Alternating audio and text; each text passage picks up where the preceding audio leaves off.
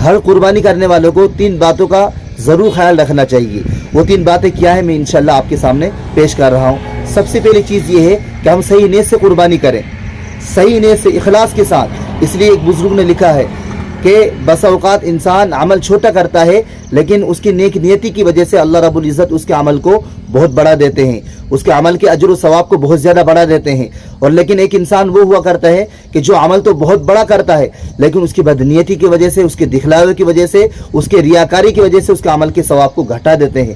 اس لیے سب سے پہلی جو پوائنٹ کی بات یہ ہے کہ ہم قربانی کر رہے ہیں تو ہم صحیح نیت سے قربانی کریں کہ اللہ میں قربانی کر رہا ہوں، تیری رضا کے لیے قربانی کر رہا ہوں۔ حضرت ابراہیم علیہ نبینا علیہ الصلوۃ والسلام کی سنت مبارکہ ہے، اور میں اس وجہ سے قربانی کر رہا ہوں کہ میرے اوپر ایک فرض تھا، اس کو میں اپنے ذمے سے ساقط کر رہا ہوں، ختم کر رہا ہوں۔ تو صحیح نیت سے انشاءاللہ ہم قربانی کریں گے تو انشاءاللہ یہی قربانی ہمارے لیے نجات کا ذریعہ بنے گی۔ کہ اللہ کے نبی صلی اللہ علیہ وسلم نے ارشاد فرمایا کہ جو قربانی کرتا ہے نا، وہ اس کی قربانی کا جو قطرہ ہوتا ہے وہ زمین پر گرنے سے پہلے اللہ رب العزت اس کی مغفرت فرما دیتے ہیں۔ بڑی فضیلت ہے میرے عزیزو۔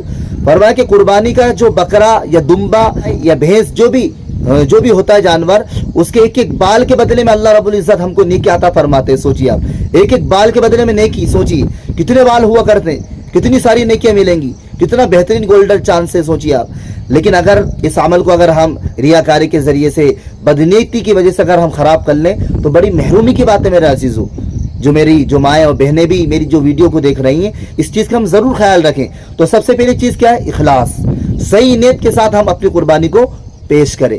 اور دوسری چیز یہ ہے کہ دیکھیے ہے نا، جب بھی ہم بکرا یا دمبا یا بھینس وغیرہ، پاڑا وغیرہ جب لیں ہم، تو ہے نا ہم اس چیز کا خیال رکھیں کہ عمر وغیرہ ضرور دھیان میں رکھیں، کیونکہ ہوتا یہ ہے کہ ہے نا لوگ فراڈ بھی کرتے ہیں۔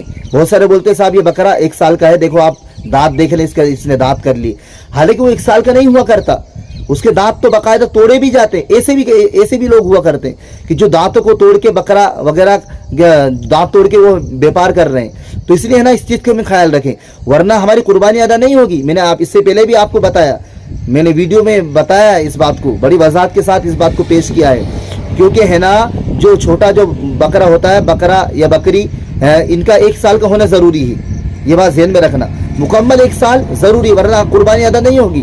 اور جو بڑا جانور ہے، یہ کیا بولتے ہیں، بھینس، پاڑا وغیرہ جو ہوتا ہے، یہ ہے نا ان میں 2 سال ہونا ضروری ہے۔ 2 سال اگر مکمل ہیں تو آپ کی قربانی ہو گئی۔ اور پھر آگے آ جاؤ، اونٹ ہے تو اونٹ کا 5 سال کا ہونا ضروری ہے، اور دمبا اس کے بھی 1 سال کا ہونا ضروری ہے۔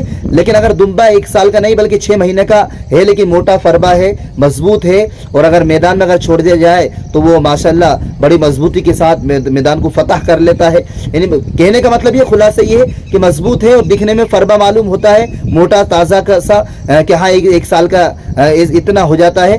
اس طریقے سے اگر اس میں یہ علامات نشانیاں ہیں تو کوئی مسئلہ نہیں، اس کی بھی آپ قربانی کر سکتے ہیں۔